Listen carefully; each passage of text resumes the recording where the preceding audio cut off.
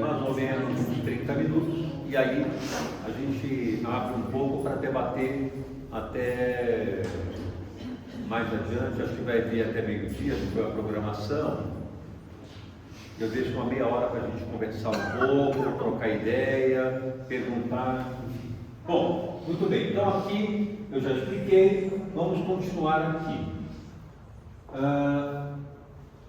Esse modelo aqui que eu trouxe é um modelo da logoterapia que fala a respeito da busca de prazer e busca de poder. O que Frankl quis dizer com isso? O prazer fica mais fácil da gente compreender, né? Nós estamos constantemente buscando um estado de alívio para as nossas tensões. Ele chamou isso de modelo de homeostase, né? Ou de equilíbrio e ajustamento. Se nós observarmos bem, o nosso corpo ele faz isso. Nosso organismo procura um ajustamento. Por exemplo, um ajustamento da pressão arterial, da circulação, um ajustamento hormonal. O nosso organismo trabalha procurando equilíbrio. Só que isso, no campo espiritual, não funciona. Frankl observou que todos nós estamos, na verdade, não num princípio de homeostase. Homeostase é um termo médico, é um termo biológico que traduz equilíbrio. Homeo, harmonia, equilíbrio. Essa homeostase, o organismo busca, a mente também. Acalmar os pensamentos, reduzir as emoções angustiantes. Nós procuramos isso o tempo inteiro. Mas na questão espiritual isso não funciona. Porque Frankl diz, o ser humano, ele está sempre em busca de sentido. Esse sentido na vida, ele está lá fora, não na pessoa. Significa que existe como se fosse um elástico entre nós e o sentido da vida, nos puxando para uma execução. Essa tensão é que dá a beleza da vida. Essa tensão de algo ainda faltar e estarmos em busca de realizar, é isso que produz a beleza da vida. Ele compara isso, por exemplo, a um instrumento musical. Imaginem um violão sem as cordas tensas. Que tipo de melodia ele produz? Nenhuma. Para que haja uma melodia, é necessário que as cordas estejam tensas, esticadas. A mesma coisa acontece conosco. Para que a nossa vida se torne melodia, ou seja, algo belo, precisamos estar sempre conectados a uma tensão. E muitos de nós não querem essa tensão. Querem aquela vida segura, aquela vida sem desafios, aquela vida sem muito entusiasmo. Uma vez uma pessoa em terapia comigo falou assim, chegou na sessão e disse, olha, eu estou estranhando muito essa semana. Eu digo, e o que aconteceu? É que surgiram várias coisas assim para eu fazer, para eu realizar. Eu lancei um projeto novo, me empolguei com esse projeto, ele está andando. Eu digo, poxa, mas isso é um sinal de progresso para você? Que bom! Há um tempo atrás você não conseguia fazer isso, já está conseguindo agora se engajar em atividades importantes. Que bom! Ele olhou para mim e disse, meu Deus do céu, meu médico é tão ingênuo. Eu falei, por que ingênuo? porque isso aí é sinal de que vem alguma bomba logo mais. É o pensamento pessimista. Quer dizer, a busca é sempre de, deixa eu ver se está tudo bem, homeostase, né? Deixa eu ver se está tudo certo, se não está causando, acontece uma coisa boa, daqui a pouco vem uma reviravolta por aí. Esse pensamento, ele é perturbador, porque a pessoa não observa a vida nas suas qualidades, naquilo que acontece de positivo, de valoroso. Sempre há um perigo por trás, né? Outra vez, uma pessoa me disse assim, eu ontem recebi um presente de uma amiga. Que ótimo! E o que foi? Foi um mimo que ela me trouxe, certo? E o interessante é que foi assim, do nada. Eu até achei estranho. Nós estávamos numa reunião e ela chegou e disse assim, olha, eu fui almoçar, passei por uma loja assim de conveniência e vi esse objeto aqui, era um enfeite, sim. Vi esse objeto aqui, me lembrei na hora de você e trouxe para você. Quer dizer, ela passou, foi almoçar no intervalo, voltou e de repente me trouxe uma coisa assim do nada. O que será que acontece, não? Na certa ela vai querer me pedir alguma coisa em troca. Vejam que interessante. Não pode ser espontâneo, né? Não pode ser uma coisa natural. Tem que haver alguma barganha. Nós estamos sempre buscando homeostase, né? Quer dizer, não quero que me peçam nada, não quero que me exijam nada. Se me deram alguma coisa, vão pedir algo em troca. Sempre uma vida como se fosse uma defesa, uma preocupação com tudo. Nada pode ser espontâneo, nada pode ser natural. Então, esse princípio de homeostase, a busca de segurança, de equilíbrio, de bem-estar, é um princípio autoanulativo. Quanto mais a gente tenta ter esse princípio de tranquilidade, mais complicamos a nossa vida. Acontece isso também nos relacionamentos, né? Uma pessoa insegura, que tem um grande medo de abandono, por exemplo, age num princípio de homeostase e cria mais problema. Ela pega o telefone, por exemplo, onde você está? Você está bem? Vai chegar tarde? Está vindo? Vai dizer... Sempre nervosa, com medo de que algo aconteça, onde a pessoa, será que está gostando de outro ou de outra? Não vive o relacionamento naquilo de bom que ele tem. Que as pessoas só estão conosco quando nós a deixamos livre para que ela fique conosco. Essa é a diferença. Nunca prender. Né? Quando a gente tenta prender, né? E aí, olha só, você me ama? Está tudo bem? Você está estranho? O que vai acontecer com isso? A pessoa se afasta, ela está buscando a homeostase. Cada vez que ela pergunta isso, ela busca um reasseguramento, um equilíbrio, e tumultua a relação, porque fica pegajosa a relação, fica possessiva, afasta a outra pessoa e ela não entende por quê. Acabou, não entendi por quê, fiz tudo, na verdade atrapalhou tudo. Então essa busca de homeostase é um princípio autoanulativo.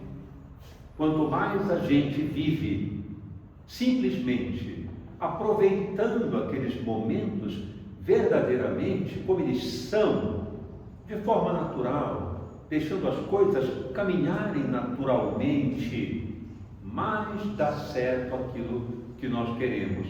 Quanto mais pressionamos para dar certo, menos dá. Então, é típico realmente isso, a gente pode perceber isso. Quanto mais perseguimos a felicidade, mais ela se afasta propriamente de nós. Então, O contexto do sofrimento psicológico é exatamente isso aqui, é esse modelo que eu trago aqui, né? Então, no topo aqui, a vontade de prazer e de poder. Poder significa querer status, estar em evidência, dominar as pessoas, seja de que forma for. Aquela pessoa que tenta agradar sempre, ser o centro das atenções, buscar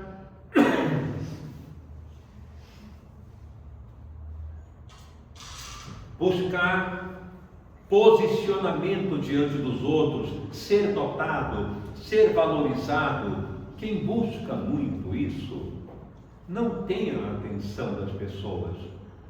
Quando tem, acaba sendo utilizado para divertir o grupo, mas não tem uma importância verdadeira. Ninguém diz: é bom estar com aquela pessoa perto de nós. Normalmente se diz, no máximo, ele é divertido, quando ele vem tudo fica engraçado, mas ele não é importante. Então é um princípio autoanulativo, essa busca de prazer e de poder. Fazemos tudo para não sofrer, né? E a felicidade é confundida como objetivo. Isso leva ao sofrimento porque não é alcançado. E ficamos cada vez mais tentando naquela angústia. Consequentemente, vivemos um estado neurótico. Essa palavra neurose, ela já é hoje banida da psiquiatria. Mas na logoterapia, ela é bastante usada no sentido de que o ser neurótico, a pessoa neurótica, tirando o termo pejorativo, de humilhação, que não tem nenhum sentido, é um termo usado desde a psicanálise de Freud. A pessoa neurótica, quem é a pessoa neurótica? É a pessoa que pensa em si mesma em primeiro lugar, é aquela frase comum: primeiro eu, depois os outros. Aliás, fazendo um adendo, aproveitando e lembrei de uma coisa, nós temos uma mentalidade muito comum no Espiritismo, e eu uso muito isso para debater nas palestras, de que primeiro eu tenho que me amar, para depois amar as pessoas. Isso é um grande equívoco, é uma teoria que não é verdadeira. Quando nós estudamos a mensagem de Jesus fundamental, amar a Deus sobre todas as coisas e ao próximo como a si mesmo, nós fazemos uma confusão, entendendo que nós devemos amar o próximo como nos amamos. Não é isso. Nós devemos amar a Deus sobre todas as coisas. Usando essa afirmação na logoterapia, significa reconhecer incondicionalmente o sentido da vida. A vida tem um sentido em qualquer situação. Por isso é que a logoterapia é uma das psicoterapias mais importantes contra o suicídio. Porque para ela, a vida tem um sentido em todas as condições. Portanto, ela deve ser preservada incondicionalmente. É uma das terapias que mais, talvez a terapia que mais trabalhe contra o suicídio.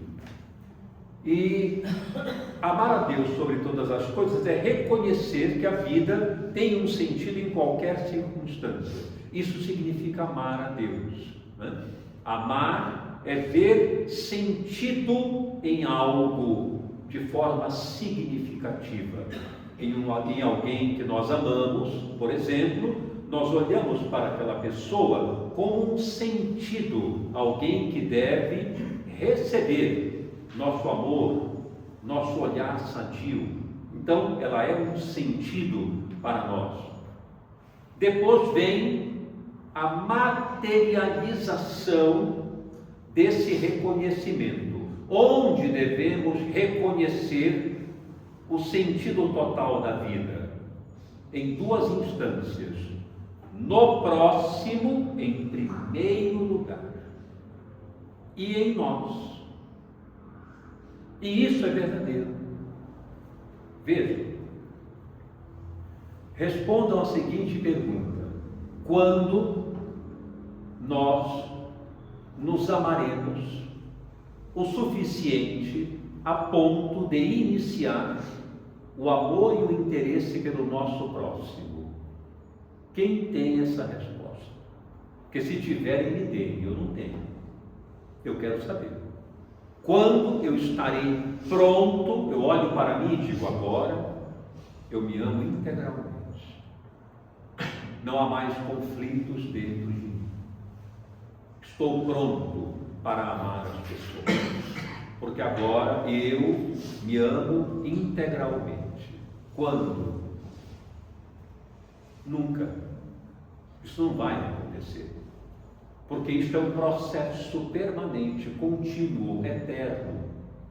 Por isso é que se chama perfeição relativa no Espiritismo. Por quê? Porque paradoxalmente sempre haverá alguma imperfeição.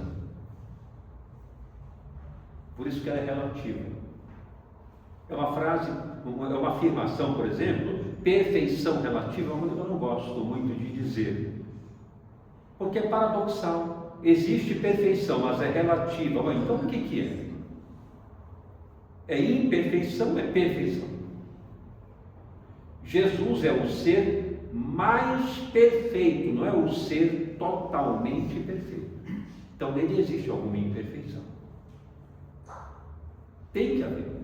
Ou então ele é Deus.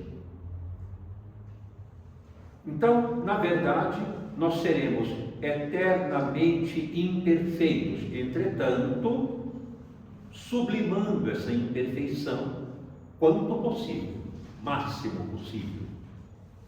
Mas sempre seremos imperfeitos. Então, nós podemos sim amar o nosso próximo, fazer algo bom por ele, independente de como nós estamos internamente. Nós podemos agir em nome do bem, não estando bem. É claro que nós podemos. Nós podemos servir chorando até. Então não tem essa coisa de, primeiro eu devo fazer uma introspecção e me amar. Isso é pavoroso, porque quando eu faço uma introspecção para avaliar quem eu sou e não encontro nenhuma obra em favor do mundo, talvez eu comece a ter vergonha de mim e não amor por mim. Perigosíssimo isso. Então, a resposta concreta é amar o próximo, como também a mim, claro. Eu me cuido, eu leio, eu estudo, eu adquiro conhecimento, eu me enriqueço de coisas boas, eu aprecio a natureza, eu me alimento bem, eu cuido de mim. Mas, ainda que eu não faça isso tão bem, o próximo continua precisando de mim a todo momento. E eu devo tomar alguma medida em relação a isso. Não devo ficar esperando um preparo, né, para poder agir.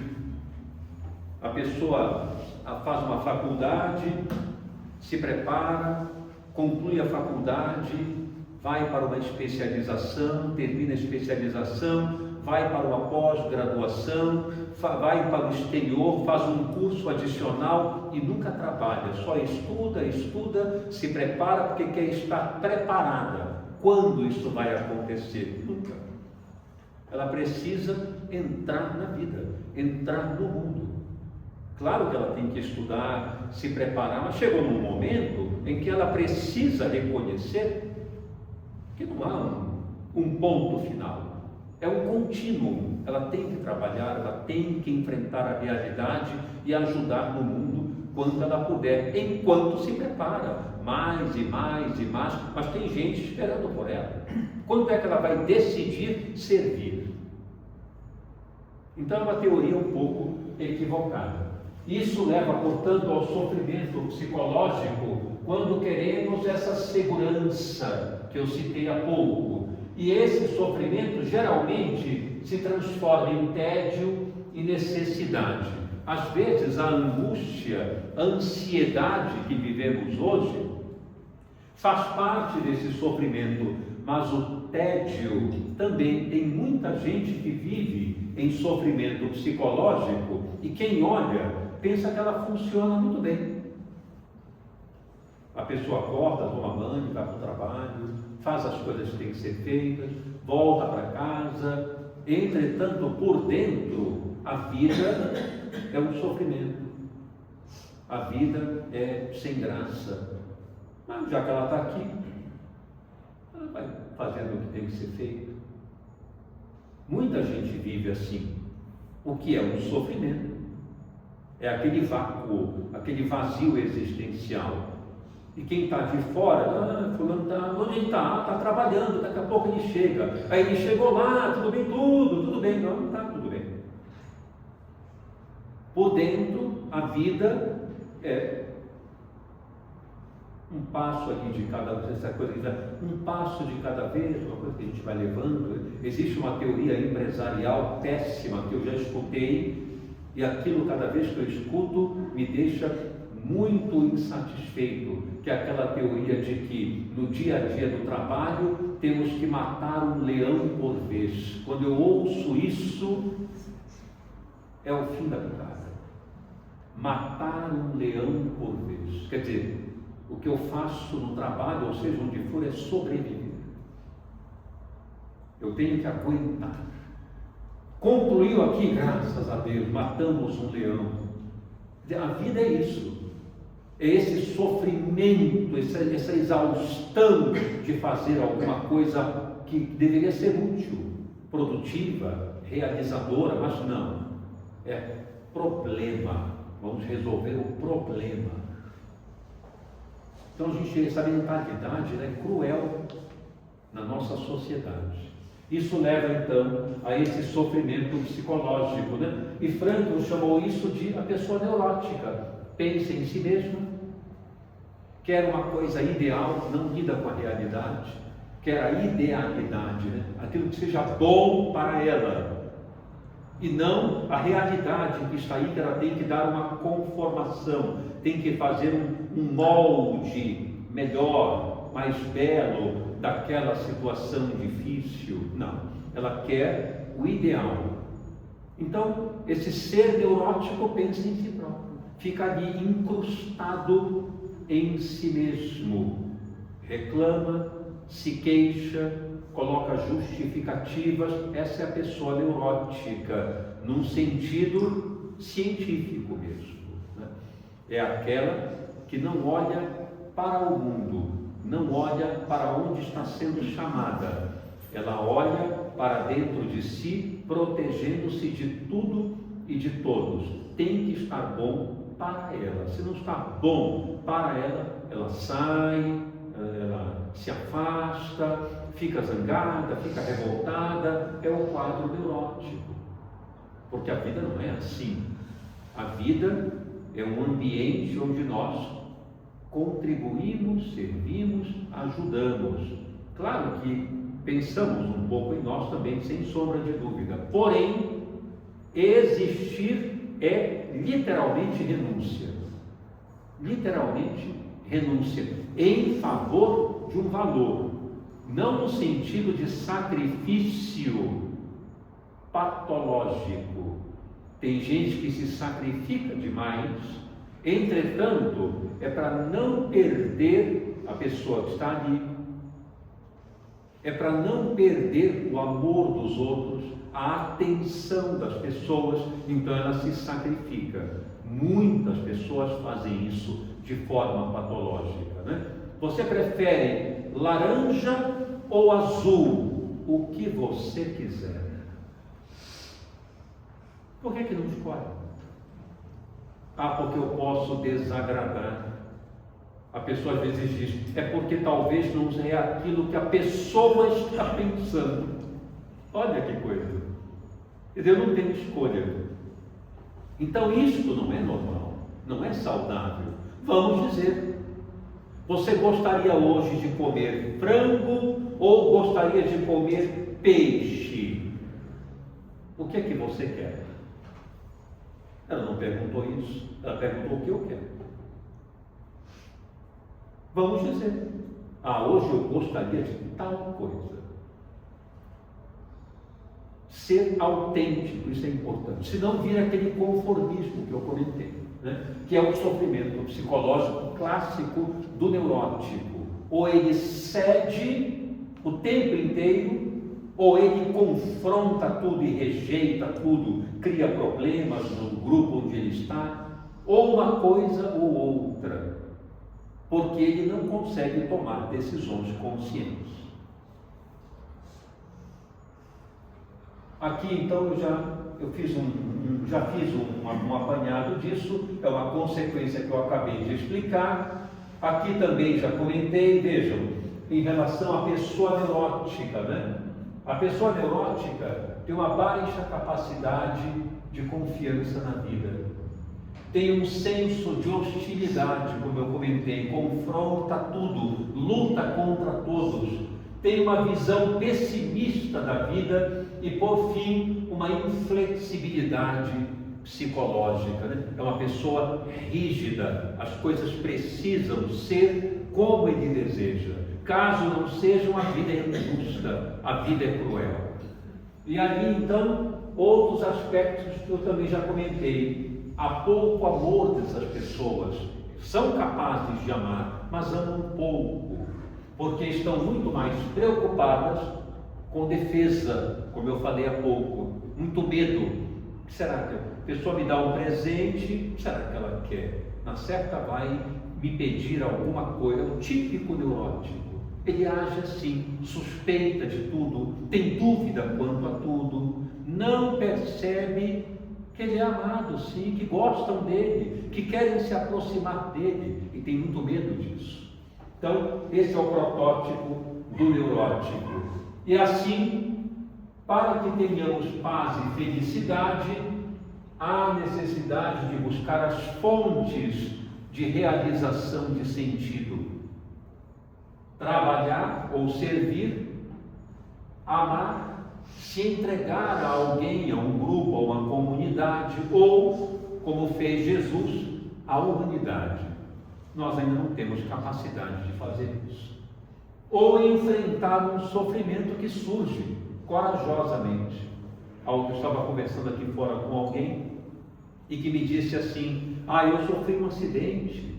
Fiquei com uma certa limitação, entretanto, este acidente não me atingiu naquilo que eu sou. Eu viajo, eu passeio, eu convivo em família, eu me divirto, eu aprecio. É isso. Essa é a busca de sentido. Tomar posição espiritual diante de acontecimentos que são um destino, que não podemos mudar. Como eu disse ontem, a vida que interroga. A vida não é como a gente quer. Ela traz uma matéria-prima, às vezes meio defeituosa, difícil, complexa, e nós temos que dar um jeito naquilo, resolver aquilo da melhor maneira, colocar aquilo sob o nosso domínio. É isso que a gente tem que fazer. Então, essas são as fontes de realização de sentido. E Jesus, quem viu esse filme, A Paixão de Cristo, eu esqueci o nome do ator, mas o sobrenome dele é Caviezel. Não sei se é David Caviezel ou alguma coisa assim.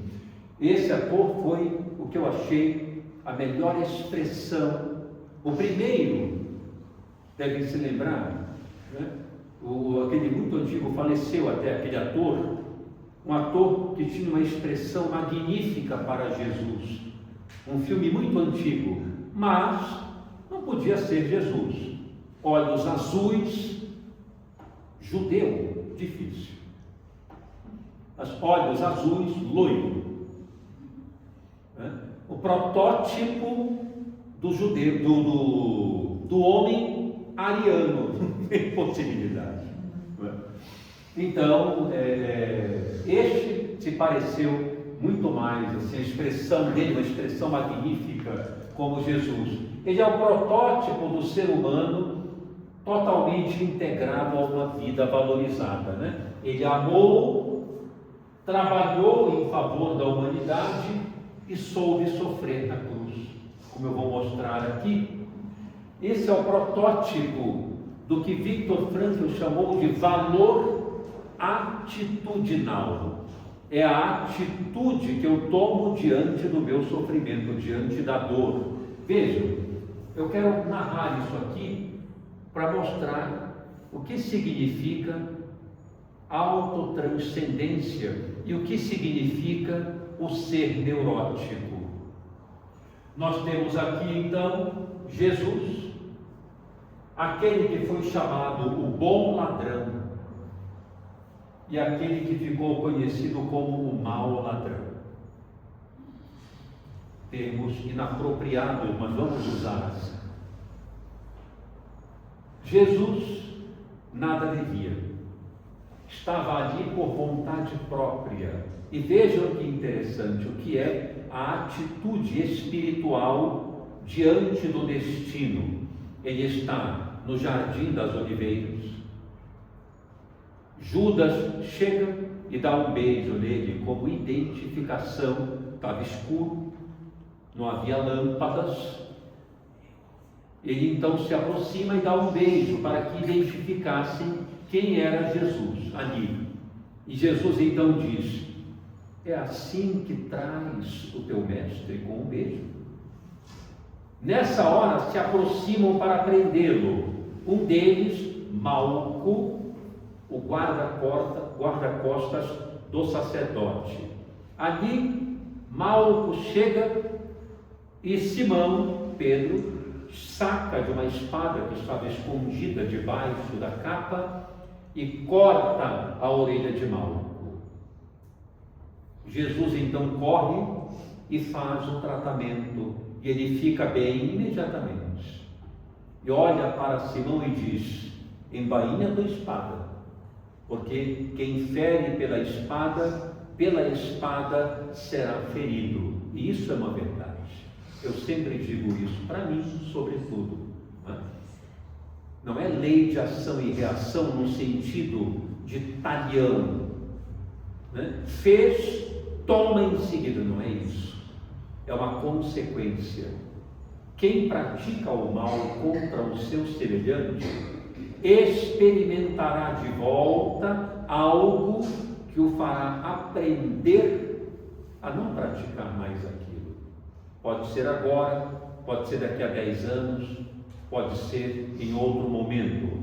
Mas se a lição não foi aprendida, sempre há uma experiência, algo similar, para que ele saiba não mais agir assim, para que ele perceba na sua consciência que o que ele fez não deve ser feito.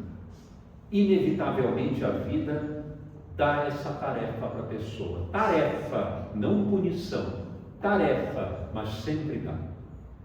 Quem lucra pisando no seu próximo, inevitavelmente em algum momento perderá.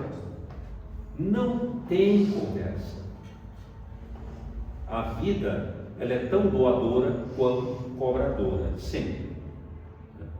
Muito bem, então, na hora que ele está lá, acontece essa situação, ele diz para Pedro, logo depois dessa passagem da espada: por acaso eu não deverei beber o cálice que meu Pai me enviou? Beber o cálice. Temos que aprender a beber o cálice. Beber o cálice significa, em qualquer situação desfavorável, incluí-la no pacote. Faz parte. Aqui, no caso, é esse desfecho. Isso precisava acontecer. Por isso é que nós estamos aqui hoje. Por causa dessa situação. Nós estamos hoje vivenciando uma redenção do abandono que nós provocamos em relação a ele. Nós o repudiamos no passado. E nós estamos hoje sem culpa, mas com uma sede de recuperação, o que é sadio. Não culpa, martirização, de forma alguma. Eu não estou aqui martirizado, estou aqui feliz por poder participar disso. Sede de recuperação, de recuperar a conexão que nós perdemos. Então, beber o cálice é fundamental, faz parte do pacote da vida, em vez de rejeitar o cálice, porque ele virá de uma forma ou de outra. E aí, ele vai para a cruz. E aqui, o que acontece? Este rapazinho aqui, chamado Dimas, começa a conversar com Jesus depois que este, o neurótico, no sentido científico, não pejorativo, o neurótico fala, ele diz para Jesus: não és o rei dos judeus? Não tens poder? Por que não sais desta cruz e salvas a ti e a nós? É o neurótico. Está pensando em si. Não está preocupado com o outro que está sofrendo. Está preocupado em retalhar algo que ele não gostou que acontecesse com ele. É o típico neurótico. Só pensa em si. Só pensa em se safar, em se garantir. Este, que estava na mesma condição, devolve para este, antes de falar com este. Aqui, este diz: cala-te, nós estamos aqui porque merecemos. Nós devemos. Ele, falando deste agora, não devia nada. Está aqui conosco. É a autotranscendência. É pensar no outro.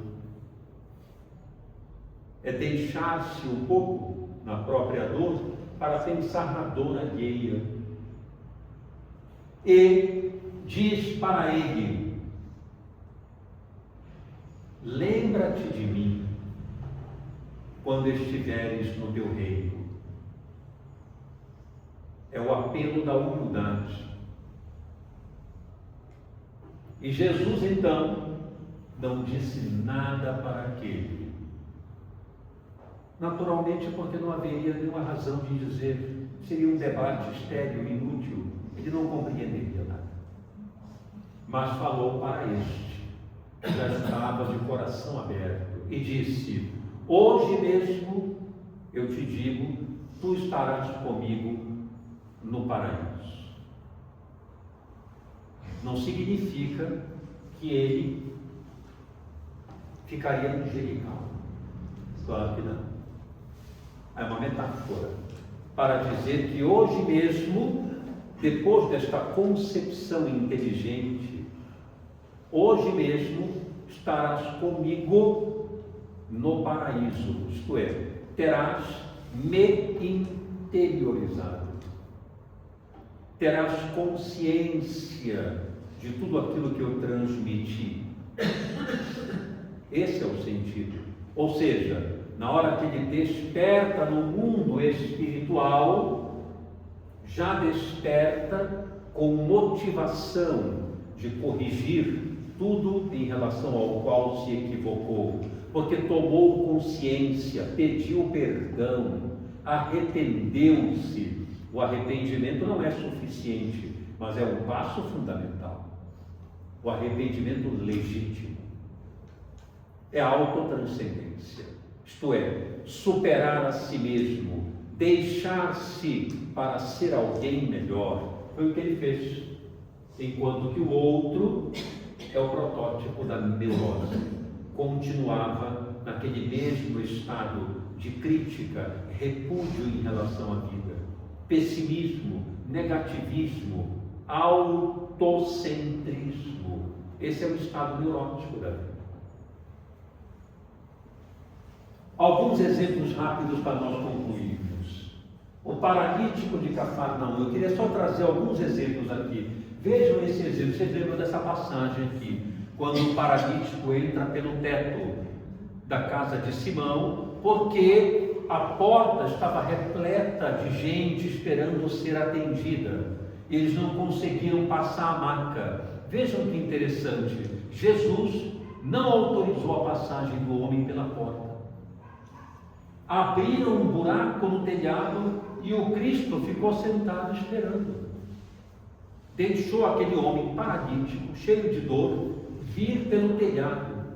Em vez de dizer na porta, afastem-se para o homem passar, ele não disse isso. Deixou que abrissem o telhado para o homem descer. O que significa isso? Significa exatamente o que diz o Espiritismo: ajuda-te que o céu te ajudará. As situações não vêm simplesmente ao nosso bel prazer, todos ao nosso dispor. Claro que não, a vida não é isso. A vida nos dá tarefas.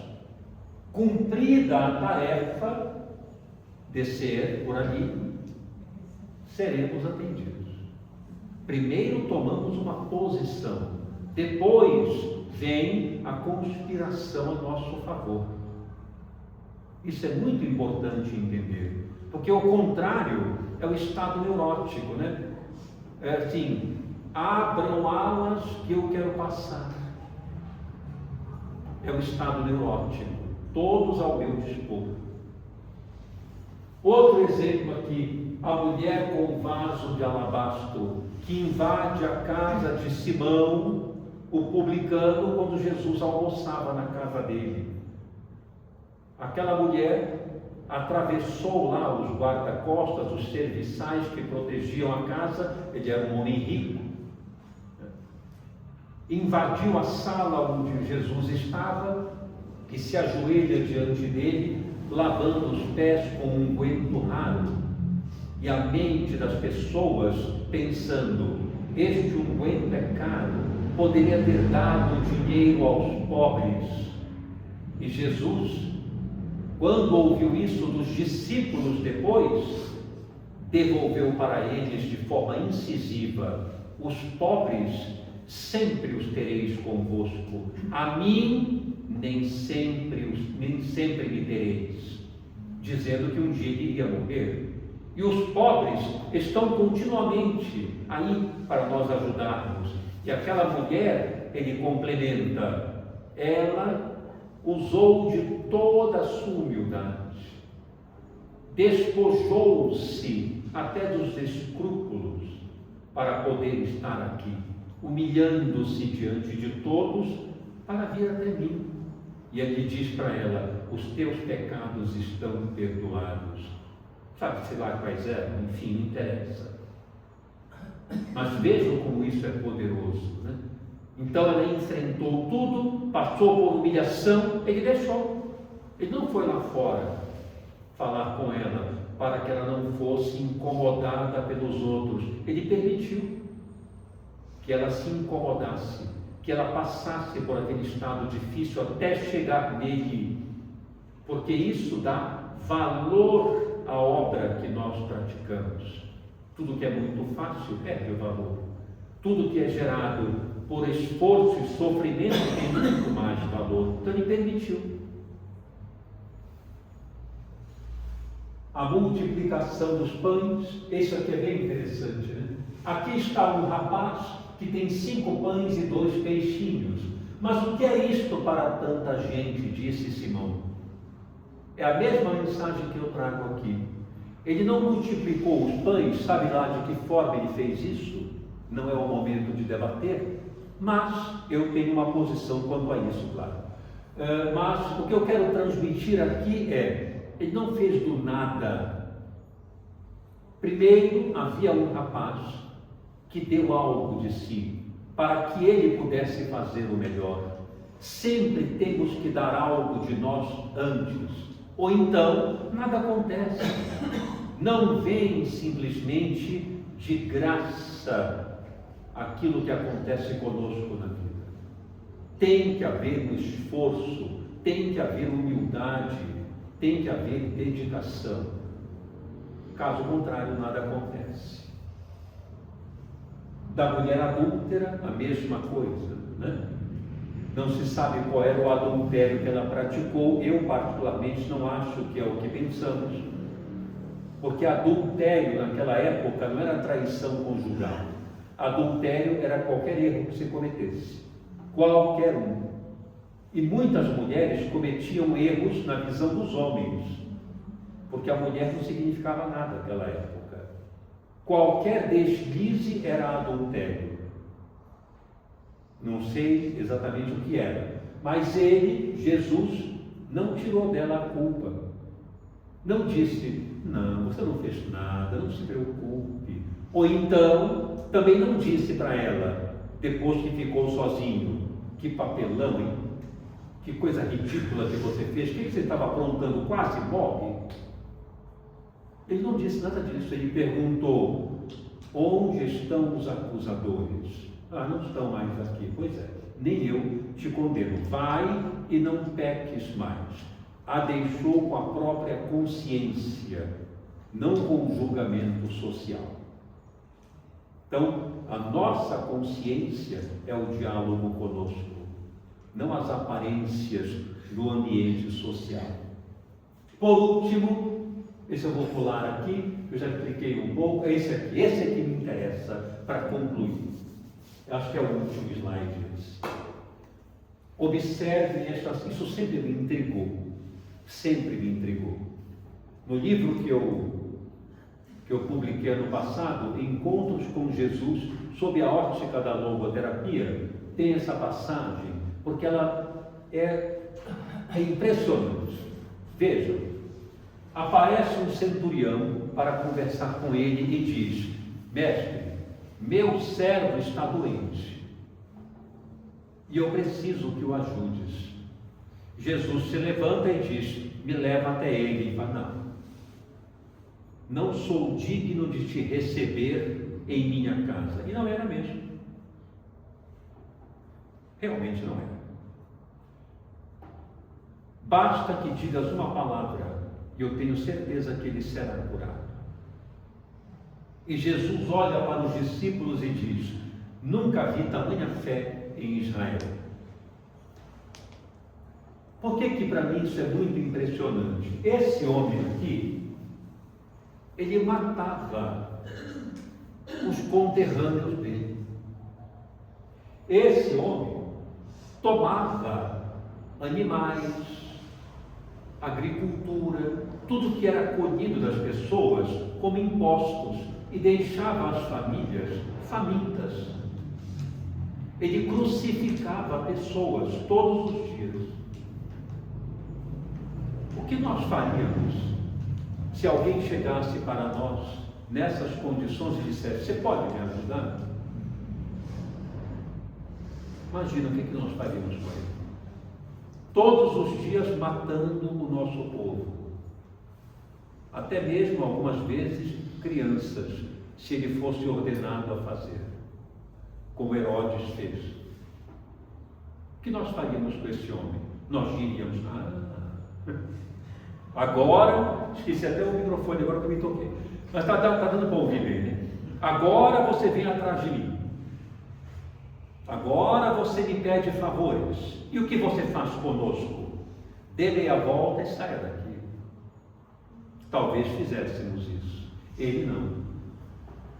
Ele acolheu aquele homem e só disse, ainda elogiou mais que os judeus, e disse, vai e não peque, e disse, vai que o teu servo está curado. Isso me lembra uma frase de um filósofo e escritor alemão chamado Wolfgang Goethe, em que ele diz o seguinte, se concebermos o homem como ele é, nós o faremos pior do que é. Mas se concebermos o homem como ele pode vir a ser, nós o ajudaremos a ser o melhor que pode. Compreenderam a frase? Sensacional. Jesus não via as pessoas como elas eram, via como elas poderiam ser.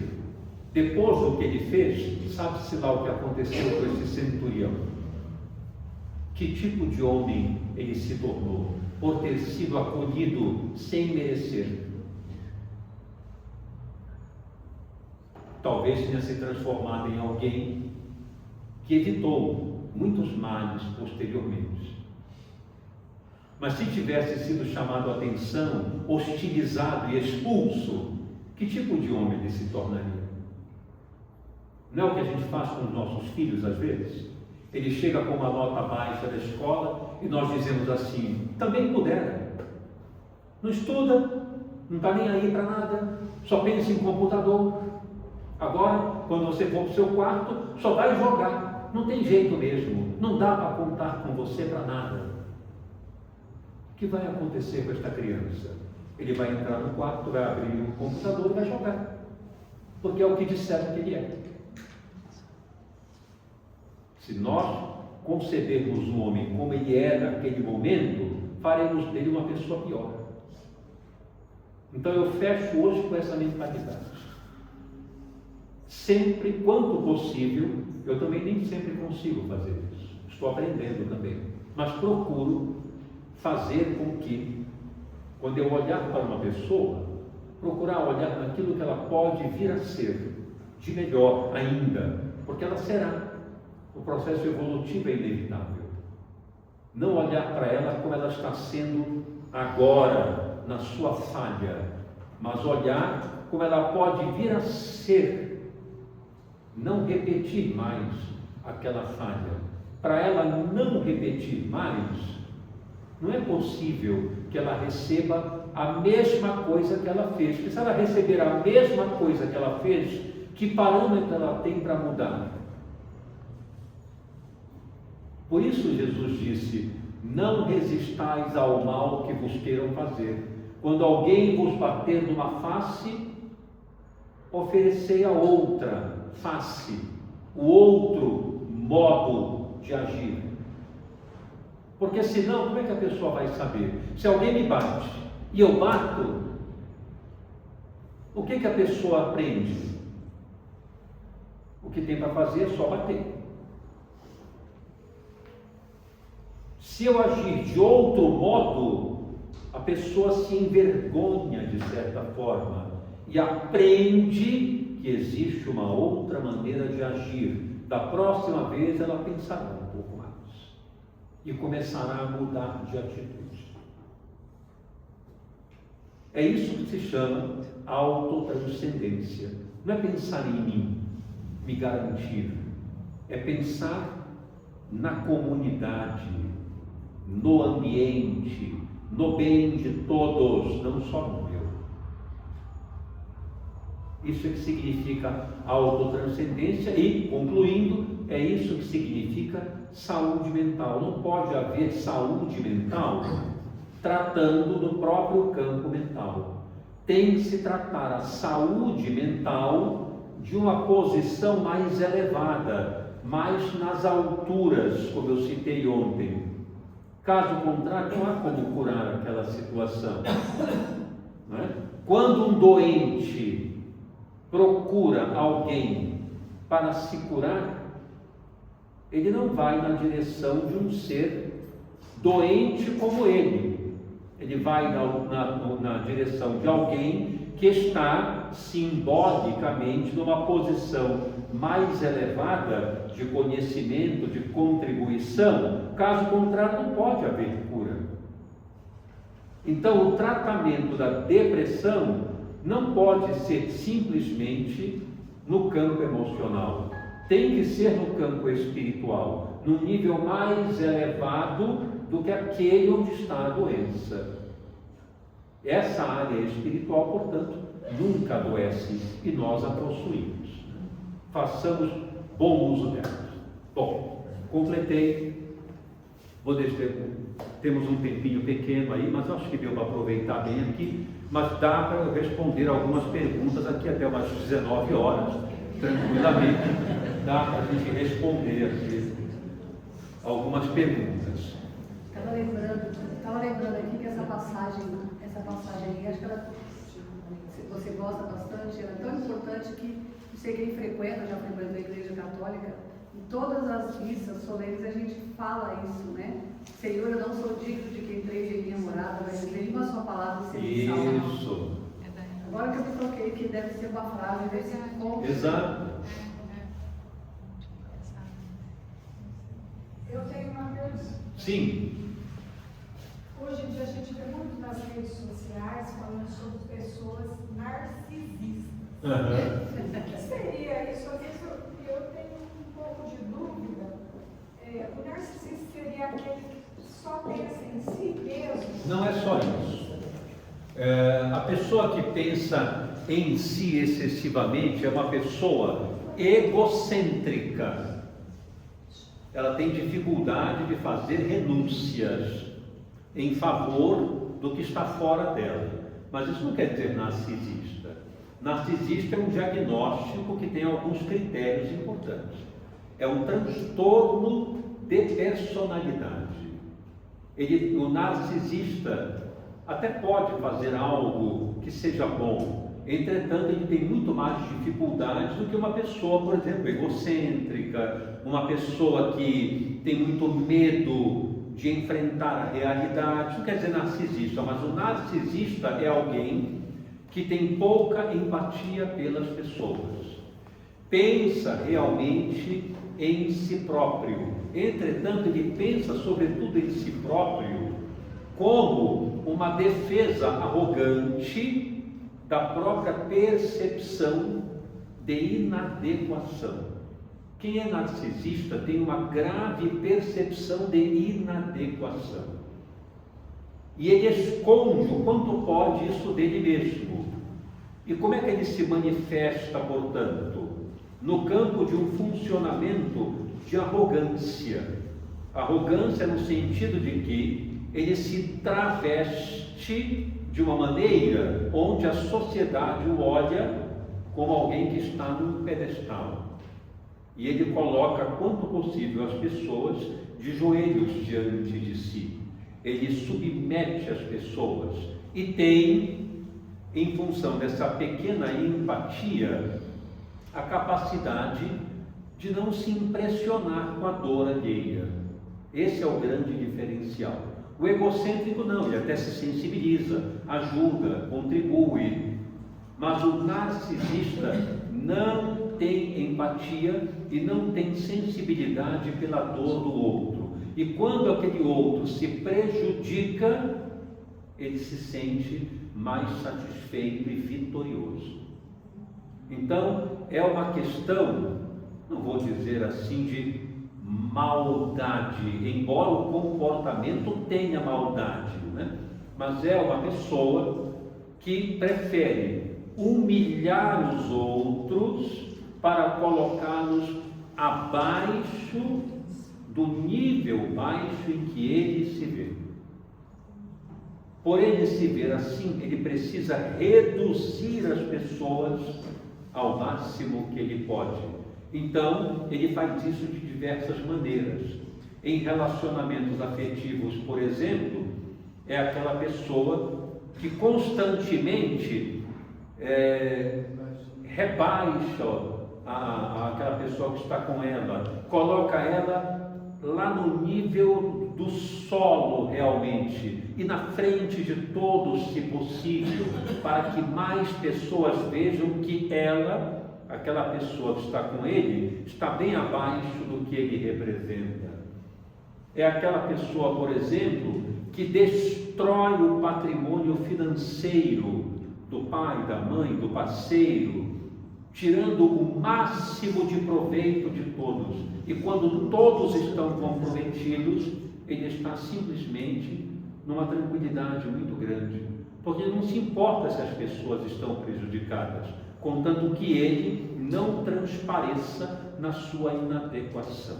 Esse é que é o narcisista, uma situação diferente e grave do egocêntrico, enfim.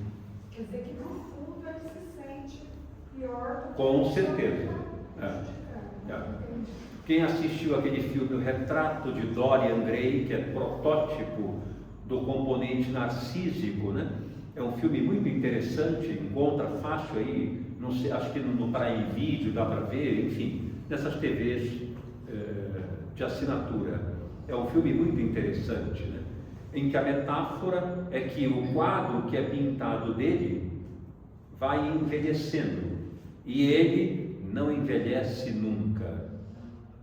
Quando ele volta depois de uma viagem de 10 anos de luxúria, de prazer, volta e encontra as mesmas pessoas que o acolheram envelhecidas, e ele não, e todos se surpreendem, até que ele é desmascarado, né? E nesse percurso do filme, ele faz exatamente isso, deixa a vida das pessoas um caos, das parceiras com quem ele se relaciona, todas apaixonadas, morrendo por ele, e ele numa posição privilegiada. Entretanto, ele não tinha nada, nem dentro, nem fora de si. Vivia à custa do dinheiro alheio que ele extorquia para se manter bem. É o típico do narcisismo, o comportamento narcísico é esse. Mas ele também sofre, né? Mas ele também consideravelmente. Sofre. É porque nas redes sociais que a gente vê, né? Hoje está muito em moda, todo mundo é narcisista, porque se faz mal para alguém é narcisista. Sim. Então, virou a palavra bonita.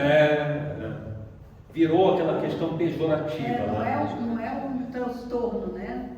Não estão falando de uma pessoa que sofre também por um transtorno mental. Estão falando de uma pessoa qualquer que só pensa em si, egoísta. Né? Todos nós já tivemos poderosas quedas, com certeza. Todos nós. Nem por isso temos a personalidade, né? Mas já quisemos estar em posições assim. Óbvio. São as nossas más inclinações que temos pouco a pouco que reconhecer e banir de nós. É o nosso esforço. Mas isso não é narcisismo.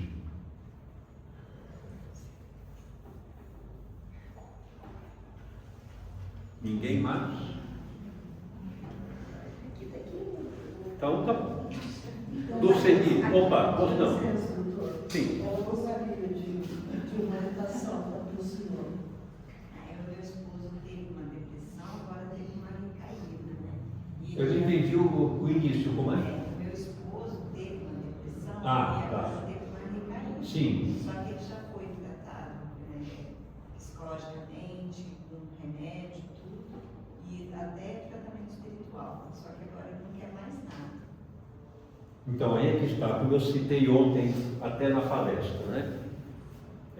O tratamento medicamentoso, ele é muito importante. É muito difícil na depressão, principalmente talvez nesse tipo de depressão que tem um forte componente biológico, né?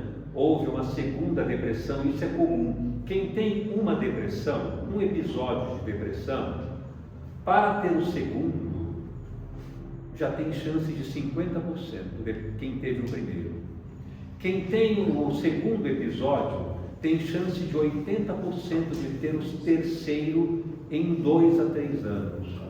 Quem tem o quarto, ou melhor, quem tem o terceiro episódio de depressão, tem 95% de chance de ter uma depressão crônica. É uma depressão, a doença depressiva é uma doença recorrente. Isso aí não é uma novidade que aconteceu com ele, porque a depressão ela é recorrente. Raramente ela tem um episódio só. Então, tem que usar a medicação de forma correta. Não só fazer terapia, o tratamento espiritual é importante, mas nós temos um corpo. E esse corpo tem automatismos e nós não conseguimos controlar por nossa vontade pessoal o que acontece com esse corpo. Não temos.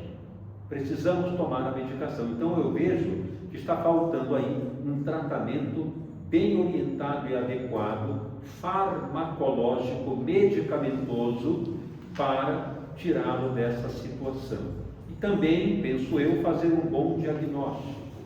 é preciso ver que tipo de depressão é essa, porque talvez até o tratamento anterior, não sei se surtiu um bom efeito, mas se surtiu, deve ser revisto agora o diagnóstico e a escolha correta da medicação. Há possibilidade sim de ter uma recuperação muito boa, mas precisa fazer um tratamento correto, não só espiritual. Essa pergunta é um pouco capciosa, mas eu queria saber, você estava falando de Jesus, né, da visão dele naquela época. O senhor tem uma opinião mais ou menos formada a respeito de que o que será que Jesus pensa a respeito das guerras? Que essas guerras, né, nesse século. Você fala, por exemplo, dos Hamas, de Israel, etc. Da Rússia, Da Ucrânia. Por que será que elas estão durando tanto tempo? E qual será a visão? Essas pessoas teriam que passar por esse sofrimento todo para o crescimento espiritual? Muito boa pergunta. Veja, uma pergunta extremamente útil. Eu quero mostrar aqui exatamente o que eu apresentei de ontem para hoje, né? Nós espíritas temos essa visão ainda, não estou dizendo que você tem, você fez uma pergunta, né? Mas nós todos, em geral, espíritas, eu também hoje não tenho mais. Aprendi isso com a logoterapia, mas conheci o espiritismo antes, 3 anos antes de conhecer a logoterapia. Então eu tinha uma visão muito ferrenha também de que precisamos passar por isso, né? Estava em uma programação viver aquilo. Nós temos que ter muito cuidado com isso, porque isso acaba virando uma justificativa para não fazermos nada. Então nós temos uma guerra, as pessoas sofrem e nós dizemos assim: isso faz parte do crescimento espiritual. Bom, então vamos deixar andar assim. Todo mundo morrendo, passando fome, então é a vida, é o karma. Nós temos que ter muito cuidado com isso. Não há programação para o mal, porque senão Deus seria imperfeito. Por exemplo, vamos pegar um exemplo do Evangelho. João o Batista, primo de Jesus, nasceu 6 meses antes dele. João foi preso pelos soldados de Herodes e levado para uma cidade chamada Cesareia de Filipe, onde Herodes Antipas tinha um palácio. Morava ali, passava ali, sobretudo, grande parte do ano, cheio de plantas, jardins e piscinas construídas, enfim, uma boa. Lá tinha um calabouço, João foi jogado lá. Certo dia, entra um carrasco com um machado e degola a sua cabeça. Morreu degolado. Quando vamos estudar as reencarnações de João o Batista, vamos nos recordar que 700 anos antes de ele ser João o Batista, ele foi Elias. Elias era um sacerdote e que mandou degolar mais de 500 adoradores de um deus pagão daquela época. Então nós podemos dizer, bom, mereceu. É o karma. Ele mandou degolar pessoas e agora foi degolado. A pergunta é: então o carrasco que o degolou estava a serviço de Deus? Deus enviou o anjo do machado para fazer cumprir a sua vontade. Esse Deus eu não quero. Fred Krueger. Lembrei do Fred Krueger. Do Fred. É. Hoje de Deus. Entende isso? Temos que ter cuidado. O que foi que aconteceu exatamente? O que aconteceu exatamente foi: havia um rei, um tetrarca, chamado Herodes Antipas,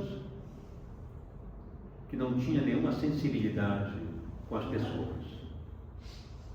Um carrasco que obedecia ordens e que vivia naquele totalitarismo que eu falei ali há pouco. O conformismo e o totalitarismo. O totalitarismo é: eu faço o que mandam, como aconteceu no regime nazista. A filósofa Hannah Arendt, que estudou cuidadosamente o julgamento de Nuremberg dos generais nazistas, essa mulher excepcional, de uma inteligência impressionante, descobriu uma coisa que até parece óbvia, mas que nós não levávamos em consideração: que o mal pode ser praticado por pessoas completamente comuns e não por monstros. Quem estava sendo julgado ali não eram os monstros, eram pessoas comuns que simplesmente obedeceram ordens. Eram pessoas submetidas ao que ela chamou de totalitarismo. Significa: eu obedeço cegamente a uma ordem sem considerar moralmente o que ela representa. O carrasco era esse tipo. Ele obedecia a ordens, mandava ele fazer, ele fazia. Se perguntasse por que você fez, ele mandava. E havia um homem ali, submetido àquela condição. Precisava passar por isso? Não precisava, porque o mal não pode ser pago com o mal. O mal não pode ser reparado pelo mal. Isso não existe. Isso é uma utopia, é uma fantasia. O mal nunca resolverá a prática do mal. Nunca. Por quê? Porque aquela prática que foi feita, recebendo o mal como solução, somente entenderá que existe o mal a ser feito. Não existe outra coisa a ser dada, a não ser o mal. Não pode haver corrigenda do mal pelo mal. Foi isso que aconteceu. Aquilo não precisava, no fundo, acontecer. Aconteceu porque as pessoas foram perversas, porque as pessoas foram levianas, desejaram o mal do seu semelhante, o sofrimento do seu semelhante.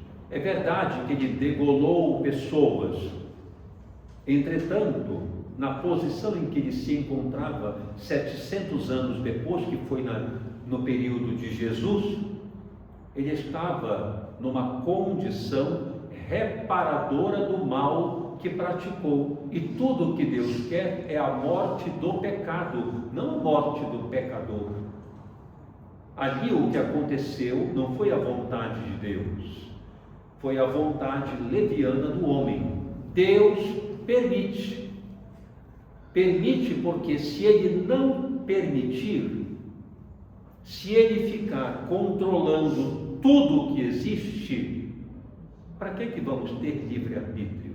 Sejamos então todos marionetes guiadas por aquelas linhas que movimentam nas mãos do condutor. Não precisamos ter livre-arbítrio.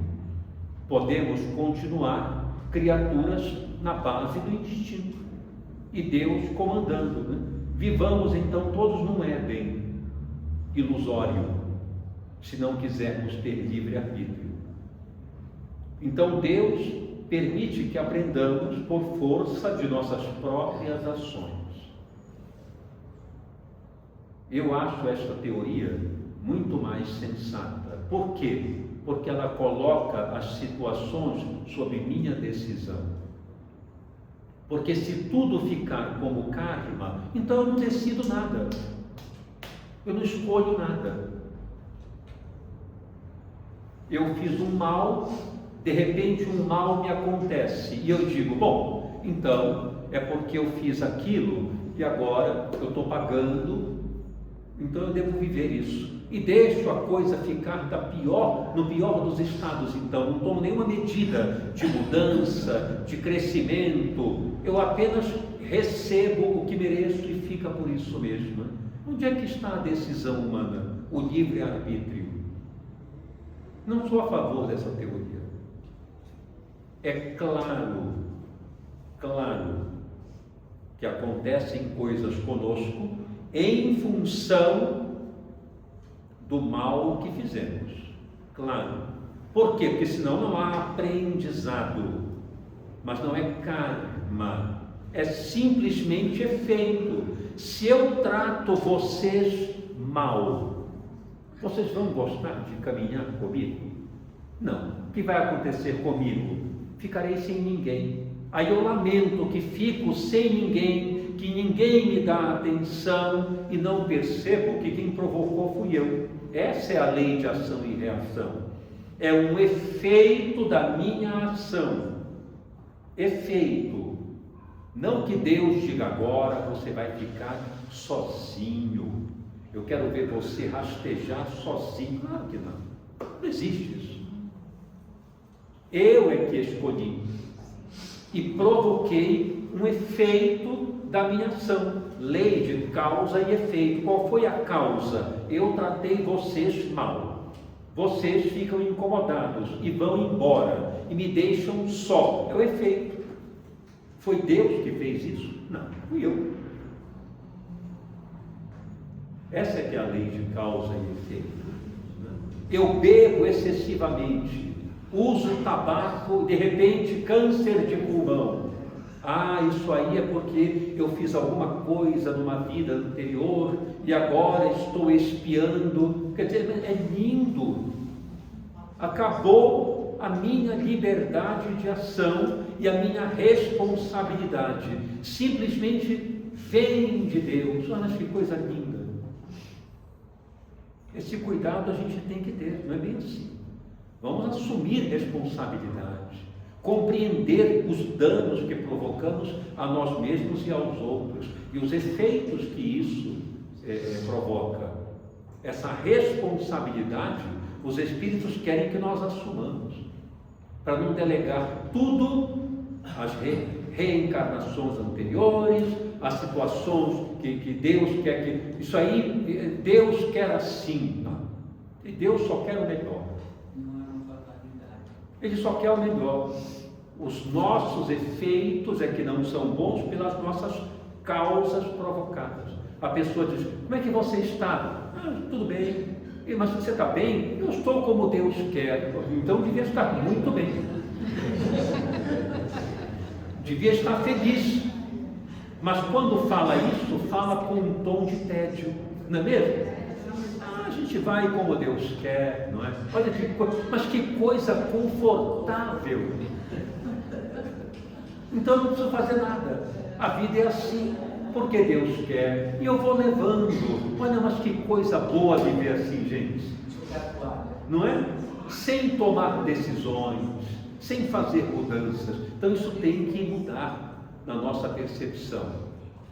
Nós somos coautores do nosso destino. Uma parte é o que vem, a outra parte é o que a gente molda de melhor, ou não.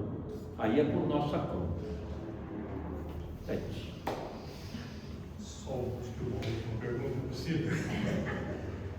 Dentro desse contexto, nós temos ouvido assim, muitas coisas no Espiritismo. O planeta Terra está num momento de transição. Aí, então a gente ouve falar assim, então daí a razão dessas guerras, desse sofrimento todo, dos povos, do Oriente, todo o planeta. Mas acontece que as guerras, elas vêm assim ao longo dos séculos. século XX, nós tivemos pelo menos 2 grandes guerras. Porque nós estamos num momento de regeneração, de expiação para um planeta de regeneração, né? Provas e expiações para um planeta de regeneração. Mas se ao longo dos séculos nós estamos passando por guerras, isso é fato. E não regenerou nada. Não regenerou nada, exatamente.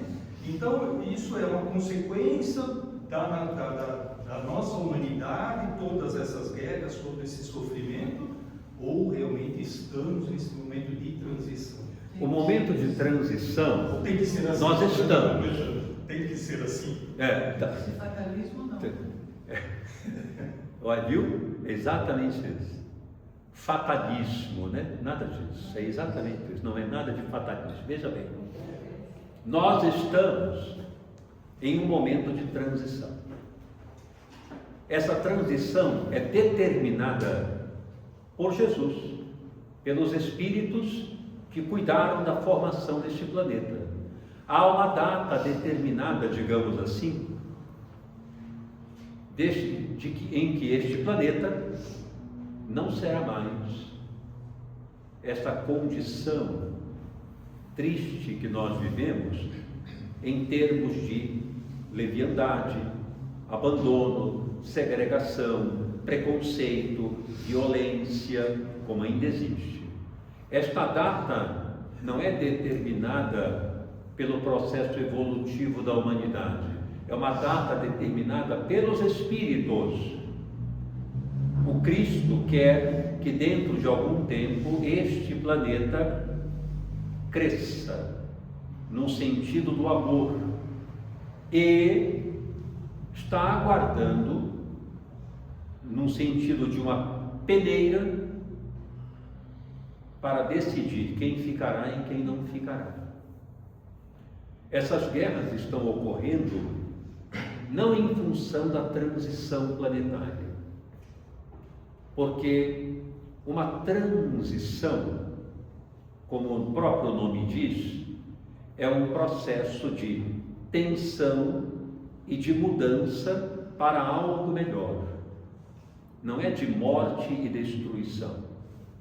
É como você disse, é mais um episódio do que vimos em termos de barbárie ao longo de toda a história da humanidade. E muitas dessas pessoas que fomentam essas guerras, em breve, não poderão mais reencarnar aqui. Irão para mundos inferiores, levando o seu conhecimento e o seu preparo para o desenvolvimento daqueles mundos. E por meio do seu sofrimento, certamente, tomarão medidas diferentes de comportamento, algo mais sadias. Ficarão aqui aqueles que realmente desejam o bem dos seus semelhantes, que trabalham em favor da sua comunidade, que de fato oferecem algo que engrandece o local onde estão. Então, transição planetária é isso.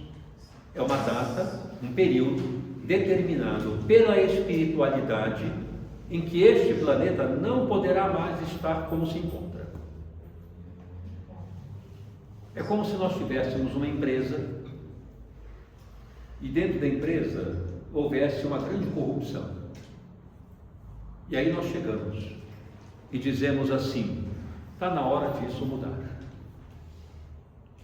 No final do ano que está agora correndo, eu não quero mais isso aqui. Vamos ver quem trabalha bem e quem não trabalha bem. Quem não trabalha bem sairá. Quem trabalha ficará. É isso. A corrupção não é um momento de transição da empresa. É algo pernicioso para a empresa. E eu, que sou o líder, digo que até dezembro eu não quero mais isso. Isso tem que mudar.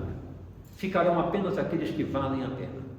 Os que não valem a pena para estar aqui sairão. Isso é que é transição planetária.